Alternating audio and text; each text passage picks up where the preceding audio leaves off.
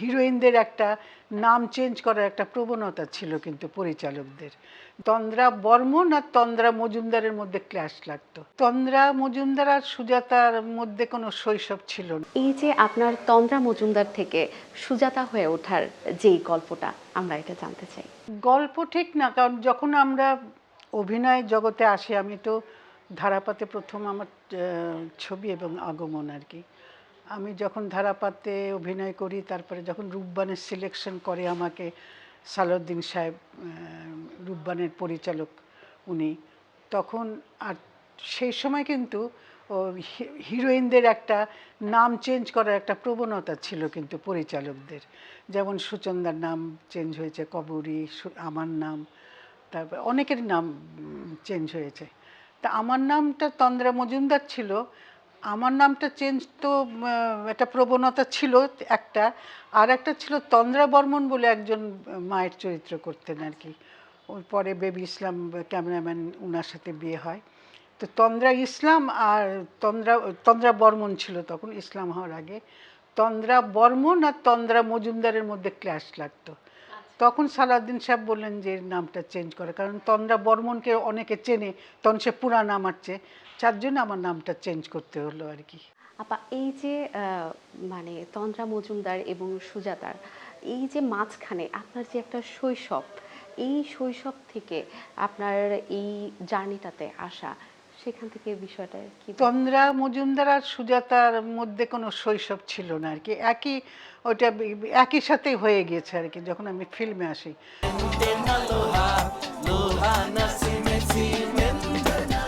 শৈশবটা আমার কাটে আমার দেশে, কুষ্টিয়া। ও শৈশবটা আর তখন শৈশব মানে কি, আমাদের সময় তো শৈশবটা এখনকার মতন শৈশব ছিল না আর কি। এখন যেমন মোবাইল, টেলিভিশন, অনেক কিছু। তখন আমাদের শৈশব ছিল সকালে ওঠো, উঠে মা বলতো পড়াশোনা করো, পড়াশোনা করতাম, হাত মুখ ধুয়ে হয়তো নাস্তা খেতাম, স্কুলে যেতাম, স্কুলে গিয়ে পড়ালেখা করতাম, পড়ালেখার করার পর টিফিন পিরিয়ডের সময় হয়তো সব বন্ধুরা মিলে খেলতাম মাঠে। তখন তো আগেকার স্কুলে বড় বড় মাঠ ছিল। বাসায় আসতাম, বাসায় এসে বইটা রেখে তখন মা বলতাম একটু খাওয়া দাওয়া করে খেলতে চলে যেতাম বন্ধুদের বাসায়, কিংবা মাঠে, কিংবা যে কোনো নিজের বাসায়। এই খেলতাম, এই সন্ধ্যা লাগতো, মা বলতো পড়তে বসো। তখন তো মা, বাবা, বড় ভাই যা বলতেন সেইটাই, মানে একটা ভয় ছিল আমাদের, ভয়, এবং ভয় ছিল, শ্রদ্ধা ছিল, এবং মানতা ছিল যে এটা এটা আমাদের করতে হবে। তা মা যেটা বলতেন সেইটা মানে আমাদের আমাদের করতে হবে, মা বলেছে এটা করতে হবে, বড় ভাই বলেছে এটা করতে হবে।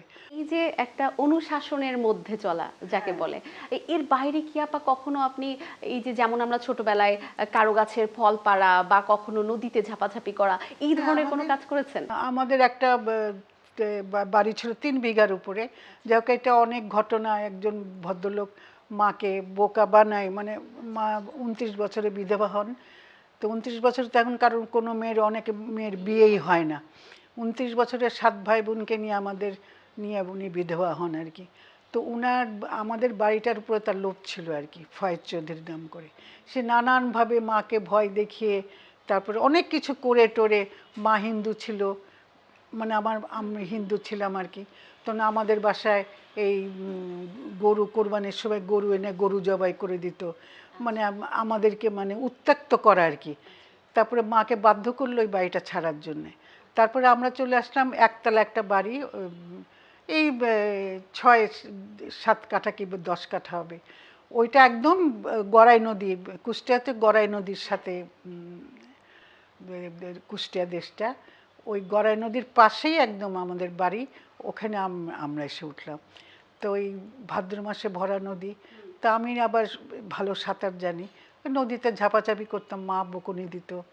যখন বকুনি দিত তখন চর ছিল, চরে গিয়ে উঠে বসতাম, যে মাকে বলতাম তুমি যদি না মারো তাহলে আমি আসবো, নাহলে কিন্তু আসবো না। এই যে খুনসুটি মায়ের সাথে এবং মার সাথে যে মানে অভিমান, রাগারাগি করা, এগুলো মানে ছিল। তো যখন এখন তো অনেক আচার, এখন তো মানুষ আচারই বানায় না, আর সব কিন্তু কিনতে পাওয়া যায়। তখন তো কিনতে পাওয়া যেত না, তখন কিন্তু সবাই মা বোন তারপরে বৌদি, এরা কিন্তু আচার বানাতো আর কি, সবাই একসঙ্গে আচার বানাতো। তা আমাদের পাড়ায় পরপর সব হিন্দু বাড়ি আর কি, তো হিন্দুরাও কিন্তু বেশি আচারগুলো বানাতো এবং আচারগুলো সুন্দরভাবে রাখতো এবং পরিশুদ্ধভাবে রাখতো, শুদ্ধভাবে যেন কেউ কিছু মানে অনাচার যেন না হয় এরকম। তো ওখান থেকে চুরি করে খেতাম। খেয়ে যখন রোদে দেওয়া হতো বা রোদে এরকম কিছু। দিলে দুপুরবেলা সবাই ঘুমাতো। আগে তো সবাই তো দুপুরবেলায় ঘুমাতো, তখন তো কাজ টাজ ছিল না, টেলিভিশন ছিল না, তখন খালি রেডিও ছিল। তো সবাই ঘুমাতো, তখন আমরা ওই সুযোগটা নিতাম আর কি।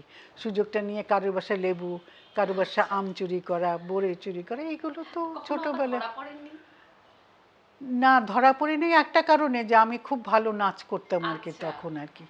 তো যখনই ধরা পড়তাম তখনই যদি কেউ আমাকে বকতো বা মারার জন্য করতো, তখন গার্জিয়ান যারা ছিল বলতো না মারিস না, ও তো খুব ভালো নাচ করে। কারণ যখনই রবীন্দ্র জয়ন্তী হতো, নজরুল জয়ন্তী হতো বা কোনো পাড়ায় ফাংশন হতো, তখন আমার ডাক পড়তো আর কি, তখন আমি যেতাম।